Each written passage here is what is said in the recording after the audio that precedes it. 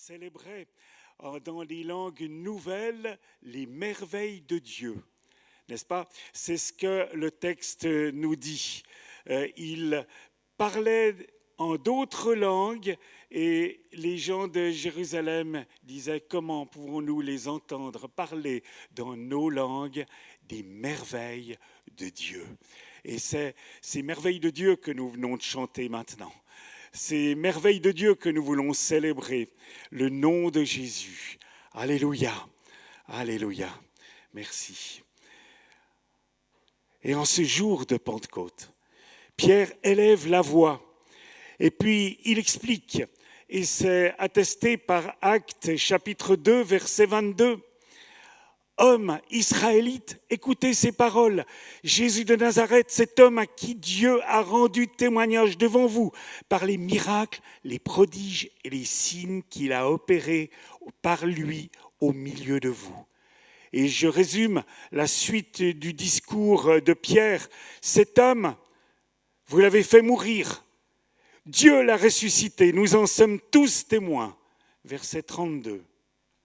Maintenant, verset 38. Repentez-vous et que chacun de vous soit baptisé au nom de Jésus-Christ à cause du pardon de vos péchés et vous recevrez le don du Saint-Esprit. Et encore, au verset 43, il se faisait beaucoup de prodiges et de miracles par les apôtres. Et enfin, verset 47, et le Seigneur ajoutait chaque jour à l'Église ceux qui étaient sauvés. Alléluia, alléluia pour cette parole. C'est clair que là, par petites touches, j'ai résumé la prédication de Pierre et ensuite l'annonce de Pierre, l'appel de Pierre et ensuite les premiers fruits qui étaient là manifestes dans cette église. Pentecôte. Pentecôte, c'est la fête de la récolte. Fête de la récolte, ça c'est le sens de beaucoup de fêtes juives en sens agricole. Mais c'est avant tout pour les Juifs, la fête du don de la Torah. La Torah, c'est la parole de Dieu. La loi, les commandements, la révélation de Dieu. Cette révélation de Dieu auprès de son peuple, pour son peuple au Sinaï. Et aujourd'hui, fête de Pentecôte, les Juifs se rappellent de ce don de cette parole de Dieu. Cette parole qui fait autorité, cette parole derrière laquelle il y a une personne, la personne de Dieu. Alors Pentecôte, fête de réjouissance, mais aussi pour les Juifs, une fête qui est faite d'études de plusieurs heures de la parole de Dieu. Nous, on pense à notre week-end de Pentecôte, à nos pique-niques. On espère qu'il fera beau et ce matin, on était contents. Et puis, on espère que ça dure demain et on va se réjouir. Mais pour ceux qui sont attachés à la parole de Dieu, les Juifs, peuple d'Israël, eh bien, cette fête, c'est une fête d'heures d'étude de la parole. Jusqu'à 8 heures d'étude de la parole. Venons à l'étude biblique. Ça va si le prédicateur il va jusqu'à 3/4 d'heure, mais au bout des 3/4 d'heure, il faudrait bien qu'on entende le Amen final. Et pour le peuple de Dieu, le peuple juif, c'est ce temps de réflexion autour de la parole de Dieu. Et alors, nous pouvons remettre cela dans le sens de cette Pentecôte, cette première Pentecôte de cette Église nouvelle. Ce jour-là, nous pouvons imaginer les disciples qui se trouvent devant la révélation, toute la révélation du Sinaï, mais aussi qui se trouvent d'une manière toute nouvelle devant la révélation qui a bouleversé leur vie. la parole qui s'est faite chair, comme l'a écrit l'apôtre Jean. Cette parole, elle a habité parmi nous et nous avons contemplé sa gloire, une gloire comme la gloire du Fils unique venu du Père. La gloire, la présence de Dieu qui auparavant se trouvait auprès des disciples, Jésus. Il est parti, lui, retrouver la gloire du Père. Mais voilà que cette présence de Jésus, par le Saint-Esprit donné en ce jour d'une manière si spéciale, vient habiter les disciples. Et pour nous, alors la fête de Pentecôte, c'est la fête de la parole de Dieu. C'est la fête de cette parole de Dieu qui a été donnée au Sinaï, qui a été donnée par les prophètes. C'est la parole qui parle de Jésus aussi, qui parle de Jésus dès la Genèse. C'est cette parole dont Jésus est l'auteur et l'accomplissement. Et le Saint-Esprit qui est donné ce jour-là, moi j'aimerais que nous puissions comprendre toute la dimension de ces moments extraordinaires. Le Saint-Esprit qui est donné ce jour-là pour équiper les disciples est là aussi pour rappeler la parole. Jésus a dit dans Jean 14, 26, « Il vous enseignera », en parlant du Saint-Esprit qui allait arriver, « il vous enseignera toutes choses et vous rappellera tout ce que je vous ai dit. » Mes amis, le jour de la Pentecôte, le Saint-Esprit qui vient et qui vient donner un éclairage tout à fait extraordinaire à cette parole de Dieu, cette révélation de Dieu, à cette parole qui s'est faite chair en la personne de Jésus. C'est cette parole qui va continuer d'être crue, d'être annoncée et qui portera du fruit. Oui, il y a un rapport. Il y a un rapport entre la parole de Dieu et l'esprit. Et j'aimerais que nous puissions comprendre cela pour ne pas rétrécir la portée de cette fête de Pentecôte. Et je voudrais vous dire alors au sujet de cette parole, combien elle doit nous toucher aujourd'hui, au niveau de notre annonce de l'Évangile et au niveau aussi de l'annonce de toute la parole de Dieu. J'aimerais que nous puissions ce matin tourner nos regards sur ces disciples de Jésus, revêtus du Saint-Esprit, pleins de certitude, avec le feu de l'Esprit, un feu qui les animait, et qu'il plût à Dieu que ce feu puisse nous animer de la même manière aujourd'hui, et qui, devant une assemblée étonnée et saisie, détourne l'attention des auditeurs sur ce qui était extraordinaire et médiatique pour centrer le message sur Jésus, sa vie, sa mort, sa résurrection et son salut. Et c'est bien ce que l'apôtre Pierre fait, n'est-ce pas? Les gens sont émerveillés parce qu'il se passe quelque chose de tout à fait particulier, tout à fait original. Et puis, Pierre leur dit, mais mes amis, c'est ce que la parole a annoncé.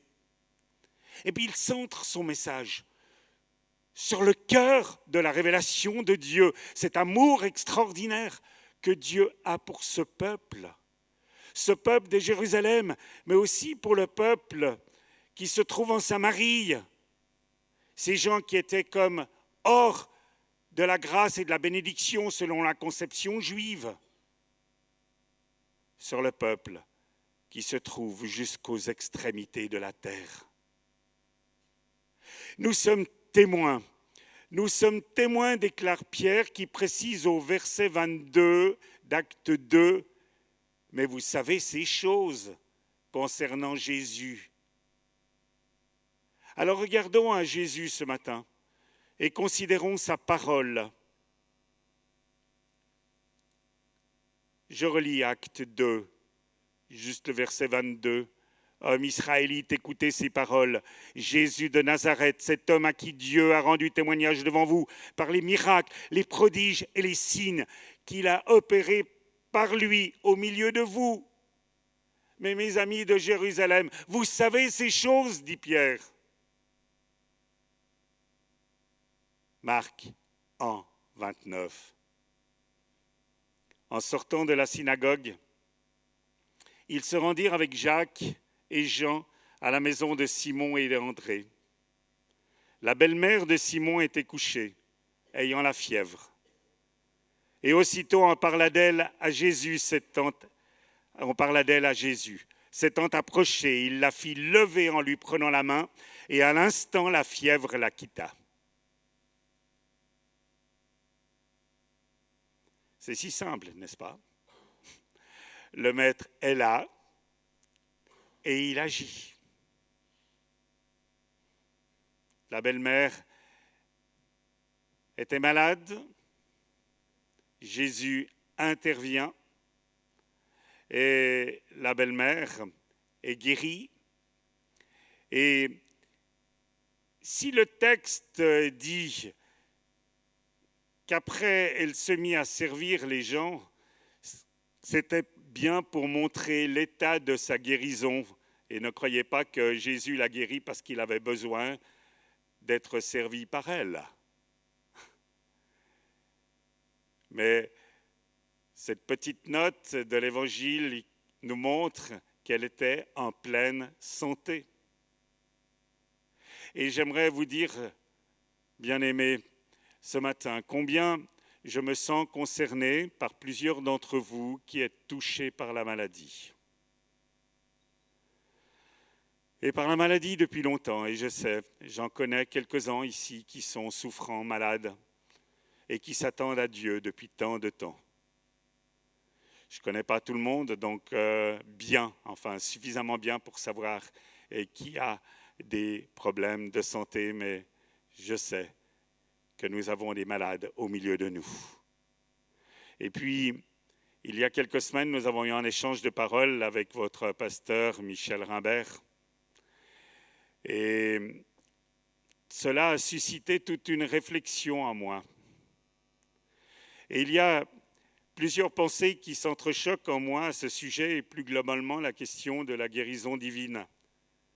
Et j'aimerais vous dire que je ne peux pas être indifférent par cette question qui touche mes bien-aimés. Et nous ne pouvons pas être indifférents à cette question qui touche nos bien-aimés dans la communauté et peut-être dans notre famille, plus largement, nos voisins. Et personnellement, j'aimerais vous dire que moi, je ne comprends pas. Je ne comprends pas beaucoup de choses à ce sujet. Je ne comprends pas alors que nous avons des rencontres sur la question avec des orateurs talentueux. Je ne comprends pas pourquoi nous avons si peu de résultats concrets en la matière. Je ne sais pas si vous êtes satisfait. Moi, j'ai de la peine à l'être. Et là, je peux parler pas seulement de la communauté, mais de l'Église évangélique en général. Oh, certes, moi, je ne veux pas mépriser les guérisons qui ont été obtenues, des signes de Dieu qui ont été donnés. Je ne veux même pas mépriser une guérison d'enrhume ou de migraine. Que ceux qui sont affligés par des migraines savent combien le fardeau est lourd. Mais je me dis à quand? À quand, au milieu de nous, au milieu de l'Église de notre région, à quand ces guérisons qui touchent les inconvertis et qui les amènent au salut? Comme au début du pentecôtisme, au temps du réveil. Souvenons-nous que le réveil tzigane, dans les années 1950, réveil tzigane en France, a éclaté comme fruit de nombreuses guérisons que Jésus a accordées. à des gens qui pourtant, souvent de notre avis, ne le mériteraient pas. Mais que Dieu a décidé de gracier parce que ce peuple est aimé de Dieu. Et c'est ainsi que nombre de guérisons ont été obtenues dans notre pays de France au travers de multiples rencontres. Et on pouvait parler d'un mouvement de Pentecôte. Mais est-ce toujours la Pentecôte? Ou est-ce que nous ne sommes pas plutôt sur la pente alors que nous devrions être en haut de la côte? Les résultats que certains évangélistes ont au niveau de la guérison dans des continents comme l'Afrique n'est pas simplement une réponse divine pour des pays pauvres qui n'ont pas l'abondance du contenu minimum de nos pharmacies personnelles et qui n'auraient que la foi comme moyen. Parce que parfois j'entends cela, ah oui, mais ils n'ont pas de pharmacie, donc ils n'ont que la foi. On dit parfois des Africains qui n'ont que la foi à opposer à la maladie. Et c'est bien vrai dans certains sens, mais en fait, il y a aussi de la foi chez nous. Et puis, j'aimerais vous le dire, la parole de Dieu ne mentionne pas que la providence divine ne fonctionne que dans des pays pauvres. Je vous laisse juge de cette parole. Et puis, il y a des livres. Ah, ces livres, je les aime bien. Je les aime bien. Mais il y a tant de livres qui me disent qu'au niveau de la guérison, tout est facile. Et que si ma foi est seulement toute petite, Dieu qui est grand répondra. Et les exemples nombreux sont alors présentés et sont parfois de nature à mettre l'accent alors sur mon manque de foi. Donc la cause probable de ma maladie, quand ce n'est pas une allusion, et j'aime moins cela quand ce n'est pas une allusion à un péché caché ou une malédiction ancestrale difficile à établir si l'on ne connaît pas tout de son ascendance. La foi, frères et sœurs, est-elle le critère absolu? C'est possible. Oui. Et la foi est un élément important, surtout chez les croyants, chez les chrétiens. Mais il faut constater que des incroyants ont expérimenté la guérison divine, comme nous le voyons dans le Nouveau Testament. Certains ont même été ingrats à l'égard de Jésus alors qu'ils avaient été guéris. Et puis, je pourrais parler longtemps de tout cela. C'est vrai qu'en climat de foi générale peut stimuler la foi personnelle. Et c'est vrai que lors d'un grand rassemblement, avec un prédicateur qui prêche la foi, avec des centaines de chrétiens qui ont la foi, qui saisissent la foi de Jésus, il y a là comme une onction de guérison qui peut passer parce qu'il y a ce climat de foi qui semble permettre tout. Mais quand je dis tout cela, je veux vous dire que je connais toutes les réponses spirituelles que l'on peut apporter à la non-réponse en la matière. Et j'aimerais vous dire deux choses. La première chose, c'est que je ne comprends pas trop la problématique et que ce matin, je n'ai pas envie d'être léger avec vous. Et là, je veux le dire encore à mes chers bien-aimés qui sont souffrants au milieu de notre assemblée. Je n'ai pas envie d'être léger avec vous. Et vous savez, personnellement, je veux rester humble. J'en parle peu. Ma mère, alors que je n'étais qu'en bambin, est tombée malade. durablement malade et elle a accumulé des années faites de temps à l'hôpital. Et ce qui a signifié pour mon frère et moi la sollicitude des voisins et puis parfois des temps de pension. Mon père en avait eu assez, il était parti. Mon frère et moi avons donc vécu avec une mère malade. Et pourtant, mes parents, au moment de leur mariage, étaient engagés dans la foi. Ils occupaient des responsabilités à l'armée du salut. Et patatras, la maladie est arrivée. Cette maladie pouvait-elle venir de Dieu, avec des vertus sanctifiantes, comme certains pourraient le dire, sanctifiantes pour elle et pour nous tous, comme, oui, nous l'entendons, n'est-ce pas? Je vous le demande.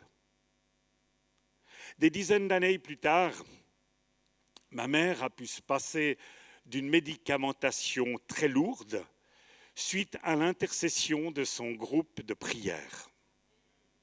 Oui. Et vous pouvez alors comprendre mon humilité devant cette problématique de la maladie. Je pourrais en dire beaucoup plus, mais je vais rester simplement avec ces quelques paroles. Vous pouvez comprendre pourquoi je vais rester humble devant des paroles toutes faites, souvent évangéliquement correctes de la part de ceux qui n'ont connu que la santé autour d'eux.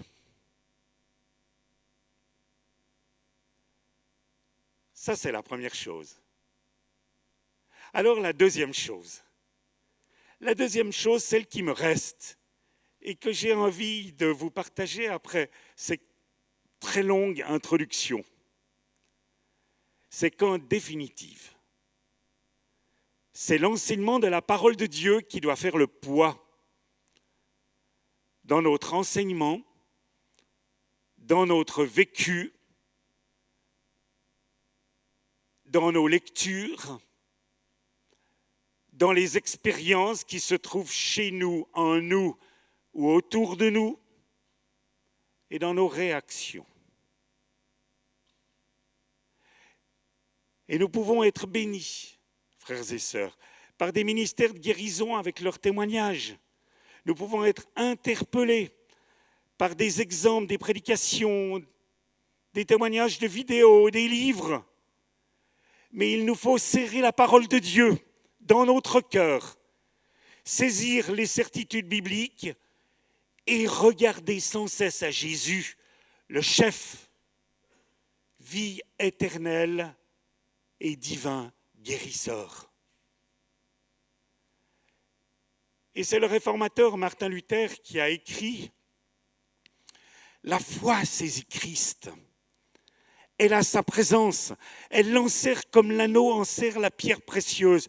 Celui qui est trouvé ayant au cœur une telle foi, celle de Christ, saisie dans le cœur, Dieu le répute juste. » Certes, là, Luther, il parle du salut, mais je crois qu'il en est ainsi, de la même manière, pour tous les aspects de la vie chrétienne. Dans un livre de Kenneth Hagin, serviteur de Dieu américain qui a beaucoup écrit, beaucoup dirigé des campagnes axées autour de la guérison divine. Eh bien, dans un de ses livres, il y a le témoignage d'une femme malade, âgée de 47 ans, qui dit « Après avoir dépensé des milliers de dollars, les médecins m'ont avoué qu'ils ne peuvent pas m'aider. Certains des évangélistes les plus exceptionnels à l'heure actuelle ont prié pour moi. Et pourtant, dit-elle à Kenneth, avant de vous entendre enseigner aujourd'hui, je ne m'étais pas rendu compte combien est importante la parole de Dieu pour recevoir la guérison. » Oui, c'est cette parole qui demeure et qui est solide. Et c'est cette parole qui, gravée dans nos cœurs, fait que nous sommes même prêts à passer sur nombre de mois d'attente et nombre de déceptions parfois.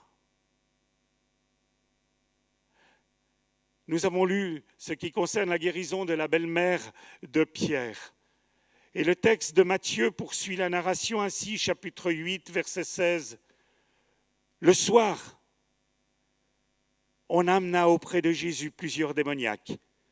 Il chassa les esprits par sa parole et il guérit tous les malades, afin que s'accomplisse ce qui avait été annoncé par Ésaïe le prophète. Il a pris nos infirmités et il s'est chargé de nos maladies.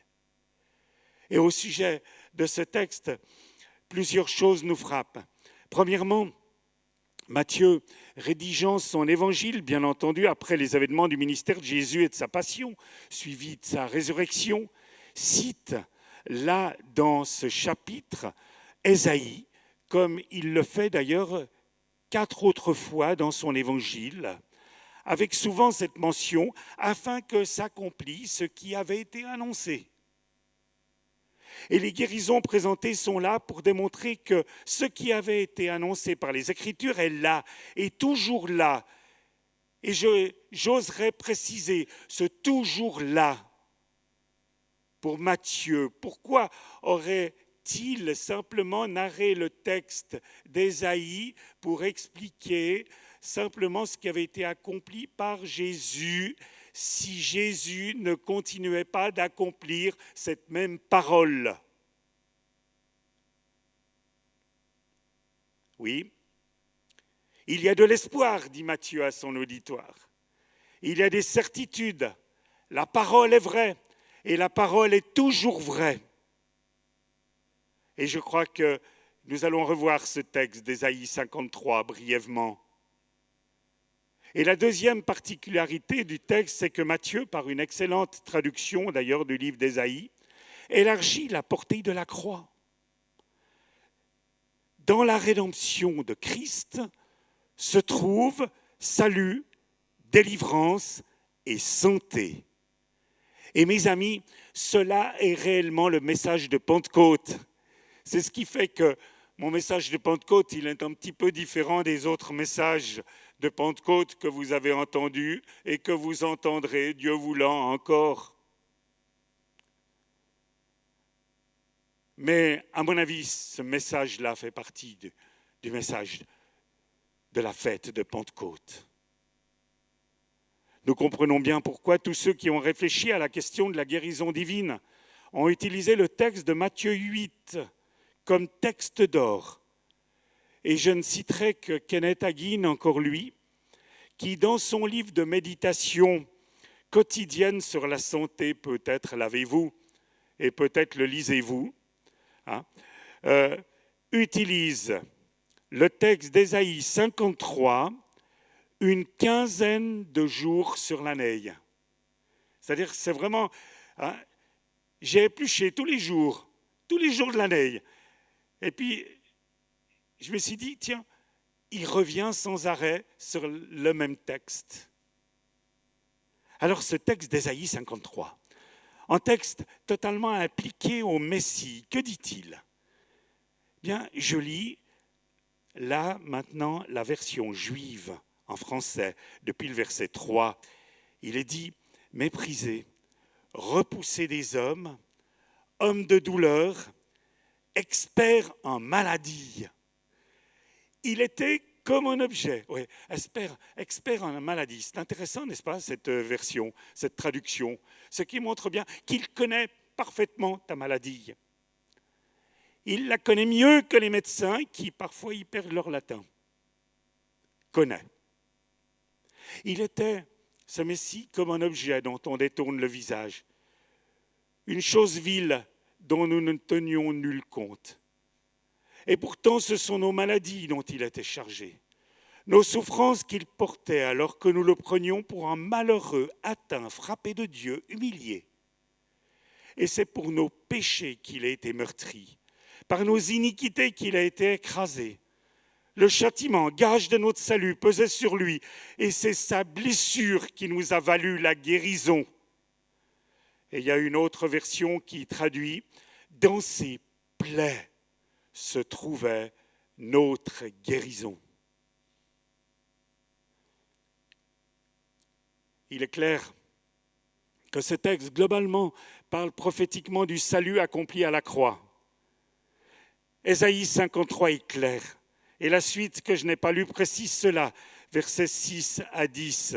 Et Pierre le comprend bien, ainsi citant le texte d'Ésaïe 53 dans sa première lettre, chapitre 2, verset 24. Christ a souffert pour vous, lui, qui a porté lui-même nos péchés sur le bois, afin que, morts au péché, nous vivions pour la justice, lui par les meurtrissures duquel vous avez été guéris. Alors nous voyons que la portée de la croix implique aussi l'établissement complet de l'être physique, comme une annonce de qui est Jésus, comme la conséquence de notre position d'enfant de Dieu. Il est temps peut-être de se souvenir que la maladie est en désordre, que la maladie donc ne peut pas être de Dieu. C'est un désordre qui, avec le péché, a rompu l'harmonie de la création. Mais l'œuvre de Jésus est là pour rétablir les choses dans le sens de la volonté de Dieu, de la révélation de Dieu. Et toutes choses seront parfaitement rétablies, nous le savons bien, lors de l'avènement du Fils de l'homme.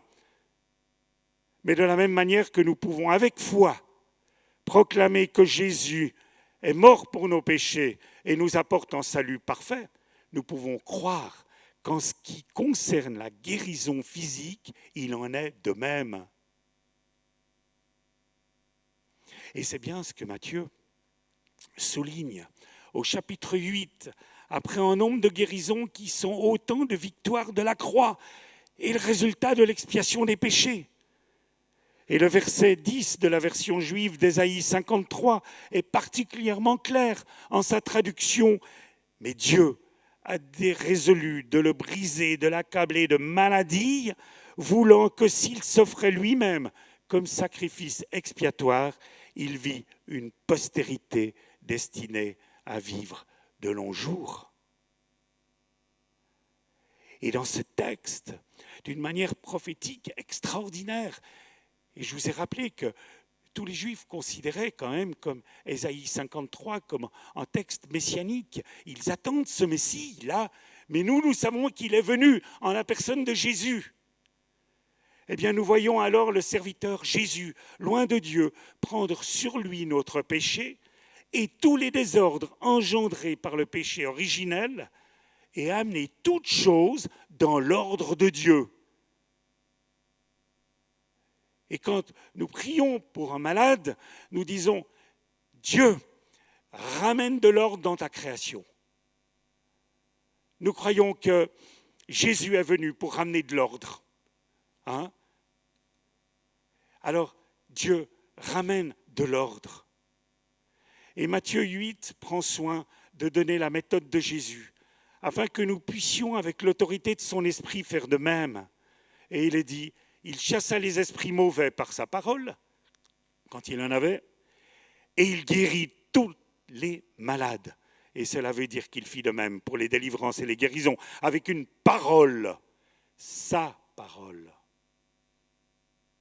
Certes, il a touché la main de la belle-mère de Pierre, mais c'est la parole de Jésus qui a été déterminante. Et c'est la parole de Jésus qui est déterminante aujourd'hui encore. Un serviteur de Dieu, Adoniram Gordon, qui était compositeur entre autres du chant « My Jesus, I Love Thee »,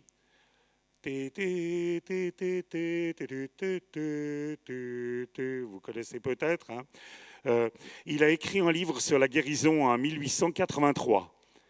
Et puis il dit, la doctrine de la croix n'est pas seulement la sympathie de quelqu'un qui souffre avec un autre, c'est la substitution de quelqu'un qui souffre pour un autre en prenant sa place. Voilà pourquoi nous pressons le pécheur de recevoir le Seigneur Jésus comme celui qui a porté ses péchés, afin qu'il n'ait plus à en subir lui-même le châtiment, la peine méritée. Après cela, nous refuserions-nous donc à raisonner de même quant à la maladie, à voir en Christ celui qui a porté nos souffrances physiques? Et plus loin, Gordon écrit, quand Jésus confie l'évangélisation du monde à ses disciples, il leur dit « Celui qui croira sera sauvé ». Et plus loin, ils imposeront les mains aux malades et les malades seront guéris. La promesse des miracles se lie à la promesse du salut. Et c'est la même foi qui doit saisir l'un et l'autre. Chers amis, j'ai pris un petit peu de temps, je veux dire à la manière de Kenneth Hagin, qui prenait du temps pour enseigner. Enseigner ce que la parole disait.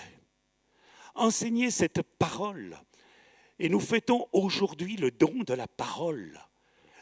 Nous fêtons aujourd'hui le don de la parole faite chair et qui, par l'Esprit Saint, n'est-ce pas, accomplit toujours cette parole. Et ça, c'est le résultat de la révélation. Oui, en ce jour de Pentecôte, la fête du don de la parole de Dieu à son peuple, l'Esprit Saint nous rappelle la parole de Jésus. Et le Saint-Esprit, en nous amène à comprendre les Écritures et nous amène à appliquer le message de Jésus dans nos vies, dans la vie de nos proches et dans notre témoignage, dans notre prédication. Où en sommes-nous ce matin? J'ai pris le soin pour dire, je ne veux pas être léger. Je ne veux pas être léger, mais j'ai pris soin de vous dire ce qui demeure, le terrain solide sur lequel nous pouvons appuyer notre prière et notre prédication, c'est la parole de Dieu. Le terrain solide sur lequel vous, chers malades, vous pouvez appuyer votre vie de foi, c'est la parole de Dieu. C'est la parole de Jésus. Ce Jésus qui, aujourd'hui, connaît votre souffrance. Aujourd'hui, il connaît parfaitement, et j'ai lu ce texte où il est marqué merveilleusement dans la version juive, expert en maladie, n'est-ce pas? Où il y en a un qui connaît absolument tout, mais qui a pris sur la croix votre maladie autant que votre péché. Alors, je parlerai une autre fois des autres aspects de Pentecôte dans nos vies. Mais comme je vous ai dit que j'avais été interpellé par ces quelques paroles que nous avons échangées, Michel Rimbert et moi-même, il y a quelque temps, je me suis dit, je vais en parler aujourd'hui. Je vais en parler aujourd'hui. Je veux me limiter ce matin à parler de l'autorité de la parole de Dieu. De l'autorité de la parole de Dieu parce que c'est ce qui se trouve au cœur de la prédication de Pierre. Pierre rappelle pleinement qui est Jésus, ce qu'il a accompli. Et cette autorité de la parole a fait partie du quotidien de l'Église primitive. Oh, ils n'avaient pas tous les livres que nous avons et qui parfois nous disent « Mais si ça pouvait nous arriver à nous aussi, depuis le temps que nous attendons ». Et pour cela, j'aime encore bien Kenneth Hagin qui dit « Croyez, croyez en la parole de Dieu ». C'est ce qui doit demeurer. Oui. Et alors ce matin, moi j'ai à cœur que nous puissions prier pour les malades qui sont là.